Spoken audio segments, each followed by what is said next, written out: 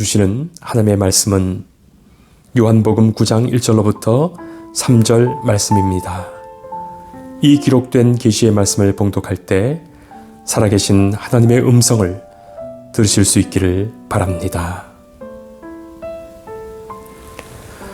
예수께서 길을 가실 때에 날 때부터 맹인된 사람을 보신지라.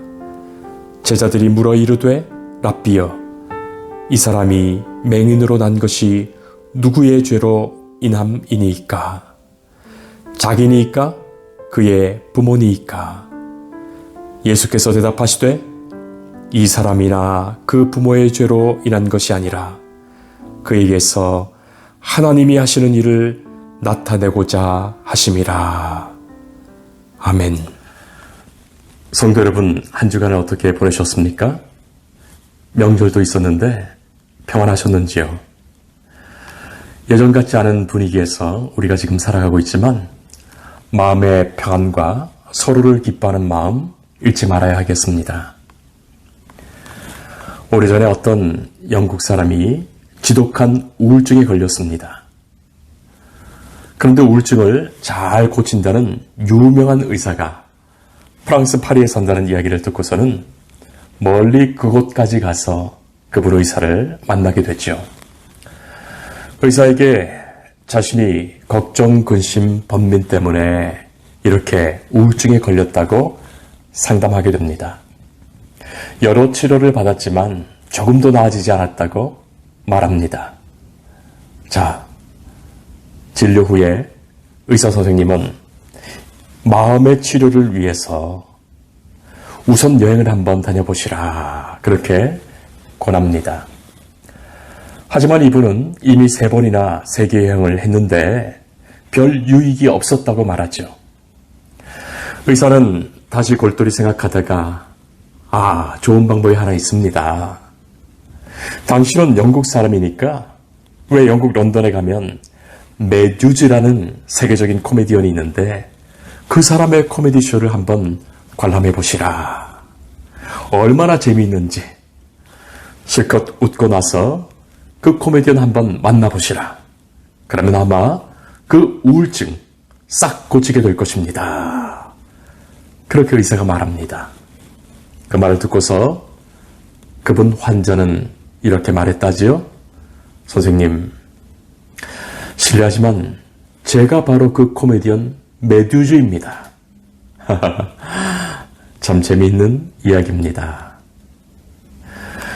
우리나라에서도 남을 재미있게 웃겨주던 어떤 개그맨이 그 마음의 불안과 공황장애 때문에 자기가 맡았던 모든 프로그램에서 하차했던 그런 일도 있었습니다. 남을 웃길 줄 안다고 해서 그 사람이 웃으며 사는 것은 아니죠. 현대인들의 마음이 점점 불안합니다.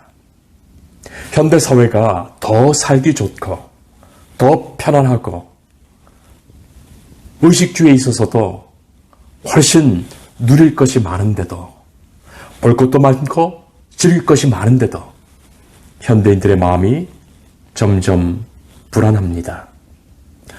이미 100년 전에 사회학자인 울리히 백이라는 분이 위험사회라는 책을 쓴 바가 있는데, 사회가 발전하고 현대화되면서 이상하게도 오히려 전에 없었던 새로운 위험이 더 많이 생겼다고 분석하지요. 예를 들어서 이런 겁니다. 학교가 생겨서 교육 환경이 좋아지고 양육 시스템이 잘 갖추어집니다. 부모들은 아이들 양육에서 해방되었습니다. 사회활동도 아주 편하게 하게 되죠. 그런데 아이들 교육 때문에 더 골치 아픈 일이 많아진 겁니다. 아이들이 학교에 가서 집단 교육을 받으면서 집단 탈선이 생기고 또 왕따도 생기고 입시 경쟁으로 스트레스를 더 많이 받기도 되고, 또한 예기치 않았던 사교육이 많아지고, 부모들도 아이들 숙제 돌보느라고 뒷지닥거리 하느라고 더 마음이 힘들어지고, 그런 일로 적잖은 가정 불화로 심지어 자살하는 아이들까지 생기게 된 거예요. 전에 예기치 못했던 새로운 불안과 위험입니다. 자동차가 생겨서 생산물의 이동도 쉽고 유통이 편리해졌습니다. 사람은 더 바빠지고 더 힘들어졌습니다. 더 멀리까지 가야 하고 그러다 보니 기름값이 많이 들어 그 기름값 벌기 위해서 더 많이 일해야 합니다. 더 큰 사고가 날 확률이 높습니다. 이제는 사고라는 것이 옛날처럼 한 개인의 문제가 아니죠. 수많은 사람의 목숨을 위협하는 사고가 많습니다. 그래서 오히려 새로운 위험과 불안이 생겼고 바로 그 위험 때문에 사회가 발전할수록 현대인들은 더 깊은 불안에 빠지게 된다고 예견했던 겁니다. 몇 년 전에 최고의 베스트셀러가 되었던 책이 있습니다. 저도 관심 있게 읽었던 책이고 아마 많은 분들이 그 책을 보셨으리라 생각합니다. 미움받을 용기라는 책입니다. 특별히 한국 사람들은 미움받을까봐 얼마나 불안했으면 그렇게 그 책이 많이 팔렸겠습니까? 더욱이 한국 사회는 혈연, 지연, 학연의 관계로 얽혀 있다 보니까 한 집단에서 눈에 나지 않기 위해서 애써 자신의 감정을 숨기고 생각을 표현하지 못하고 얼마나 스트레스가 많았는지 말입니다. 쉽게 말해서 미움받을까봐 말이죠. 이 책은 알프레드 아들러라는 분의 심리학을 근간으로 저술된 책입니다. 일반적으로 프로이트, 칼융 이분들에 의해 전개되었던 전통적인 인과론적 정신분석학과는 완전히 다른 방법론을 아들러는 전개했습니다. 전통적인 심리학의 연구가 과거의 원인을 찾는 그 원인론에 주목했다면 아들러의 연구는 그것과는 완전히 다른 목적론적 연구였습니다. 예를 들어 만약에 당신은 왜 불안하십니까? 그렇게 묻게 된다면 원인론은 무엇 때문에 어떤 이유 때문에 그렇게 불안한지를 그 이유와 원인을 찾아서 답하려 합니다. 그래서 그 사람의 과거에 특별히 어린 시절에 어떤 일이 있었는지 열심히 추적하여 캐면서 연구하죠. 만약에 과거가 분명히 의식되지 않는다면 무의식적 과거까지도 캐내면서 말이죠. 자, 그런데 여러분, 정직하게 말해서 그 과거의 원인을 알았다고 한들 결국 지금 무엇이 달라질까요? 아무것도 달라지는 것이 없습니다. 이미 그랬던 거예요. 과거에 그랬던 겁니다. 그래서 어쩌자고? 남들 어쩌라고? 난 원래 그래. 여러분, 그런 대답밖에 더 있겠습니까? 그게 바로 원인론의 약점입니다. 목적론은 원인을 찾지 않습니다. 오히려 원인을 그렇게 설명하고 있는 지금의 그 마음에 주목해서 원인을 찾으려는 그 마음으로부터 탈출하도록 우리에게 새로운 용기를 불어넣죠. 원인이라는 것은 지금의 핑계일 뿐이다. 바로 그것입니다. 여러분, 사실 그렇죠.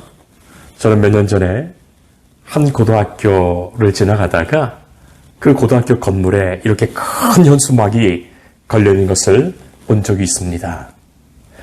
하지 않으려는 사람은 핑계를 찾고 하려는 사람은 방법을 찾는다. 여러분, 어떻게 생각하십니까? 아들러의 용어를 빌리자면 원인이라는 것, 핑계라는 것, 인생의 거짓말입니다. 여러 가지 구실을 만들어서 인생의 과제를 회피하려는 인생의 거짓말이에요. 과거에 그대로 안주하려는 심리적 방어 기제가 그렇게 발동하는 겁니다. 오늘 우리가 함께 읽은 요한복음 9장 이 말씀 속에는 우리가 하나의 질문을 듣게 됩니다. 사람들과 제자들이 질문하는 그 질문입니다. 이 맹인이 도대체 누구의 죄 때문입니까? 왜 태어날 때부터 맹인으로 태어났습니까? 자기 죄 때문입니까? 아니면 그 부모의 죄 때문입니까? 그렇게 묻지요. 성도 여러분, 바로 이 물음이 철저히 인과론입니다. 원인을 알고 싶어 하는 것이죠. 도대체 어떻게 할 수도 없고 돌이킬 수 없는 그 과거로 그 책임을 몰고 가는 겁니다. 그래서 지금의 그를 그냥 그대로 살게 하고 그냥 그대로 너는 그래서 그런 거야. 너는 어쩔 수 없는 죄인이야. 그렇게 정죄하죠. 운명론처럼 지금의 현실을 받아들이게 만듭니다. 어쩔 수 없는 원인으로 지금을 고칠 수 없도록 말이죠. 성도 여러분, 그러나 예수님은 뭐라고 말씀하십니까? 이 사람이나 그 부모의 죄로 인한 것이 아니다. 그에게서 하나님이 하시는 일을 나타내고자 하심이라. 전혀 뜻밖의 말씀이죠. 예수님은 원인을 묻거나 과거를 따지지 않으십니다. 새로운 목적을 향하여 지금의 이 현실을 해석해 주시고 바로 지금을 변화시키십니다. 지금의 상황과 지금의 형편과 현실이 새로운 목적을 향하도록 주님께서는 고쳐가시죠. 지금을 바꾸어 주십니다. 회복하실 뿐만이 아니라 새롭게 하십니다. 바로 거기에 하나님 나라의 역사가 있습니다. 성도 여러분, 부모가 자녀를 키울 때도 아이의 옛날 일을 자꾸 들춰내면서 그래서 너는 안 돼. 너 예전에 이렇게 했잖아. 그렇게 말한다면 그 아이는 더는 나아지지 않지요. 앞으로의 가능성을 이야기하면서 하나님이 너를 사용하실 거야. 너는 틀림없이 좋아질 거야. 그렇게 말해보세요. 예수님은 과거를 묻지 않으십니다. 지금의 나와 만나시며 지금을 통하여 새로운 미래를 열어가십니다. 과거의 일을 핑계하지 않으십니다. 과거의 일을 들어서 지금을 정죄하지 않으십니다. 지금의 우리를 만나시며 지금의 변화를 기대하시죠. 새로운 목적과 소망으로 바로 지금을 바꾸어 주십니다. 거기에 희망과 소망이 있습니다. 예수님은 오늘의 나, 현재 내 삶의 자리에 오셔서 지금의 우리를 바꾸어 주시는 거예요. 지금의 나를 만나시고 변화시키시며 우리를 사용하시는 중에 하나님의 일을 나타내실 것입니다. 하나님의 역사를 이루어 가십니다. 요한복음 5장 말씀을 보면 예수님은 38년 된 병자를 찾아가셔서 이렇게 물으십니다. 네가 낫기를 원하느냐? 진정으로 낫기를 원하느냐? 아니, 병자가 낫고 싶어하지 않은 병도 있단 말입니까? 그러나 그렇지 않죠. 실은 38년 된 그 타성에서 낫기를 원하지 않거든요. 지금이라는 이 현실의 타성에 젖어서 아프고 불안하고 고통스러워도 그대로 있으려는 그 안전지대에 안주하고 있는 겁니다. 어쩌면 자신의 불안 속으로 더 도피하고 있는 겁니다. 말로는 변하고 싶다. 새롭게 살고 싶다. 이것은 아니다. 그렇게 말하지만 저 깊은 본심에서 인간의 내면 깊은 곳에서 지금의 이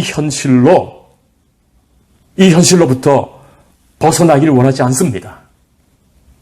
지금이 익숙한 안전지대가 되었기 때문이에요. 낫고 싶다, 보고 싶다, 일어나고 싶다, 변화받고 싶다, 주님의 제자답게 주님의 기뻐하시는 그 뜻대로 살고 싶다 말하더라도 실상은 꼼짝하지 않습니다. 여러분 어떻습니까?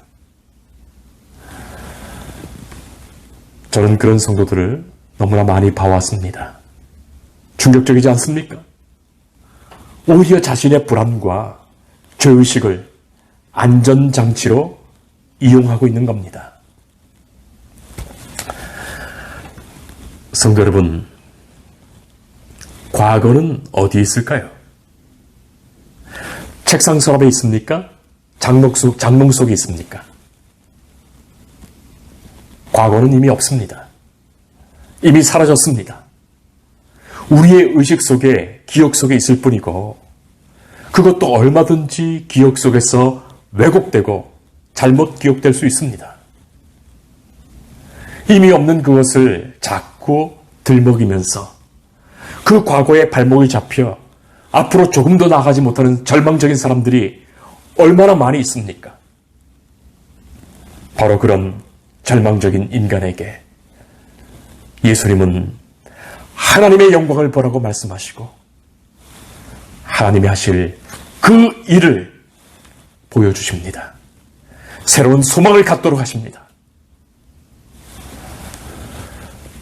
그리스도인은 원인을 남의 죄 때문이라고 돌리는 사람이 아닙니다. 원인을 남에게 탓으로 돌리는 사람이 아닙니다. 그렇다고 그 원인을 자기 죄 때문이라고도 말하는 사람도 아닙니다. 그리스도인은 오늘의 나를 고치시고 새롭게 하시며 하나님의 일을 나타내시는 그 능력을 소망하며 의지하는 사람입니다.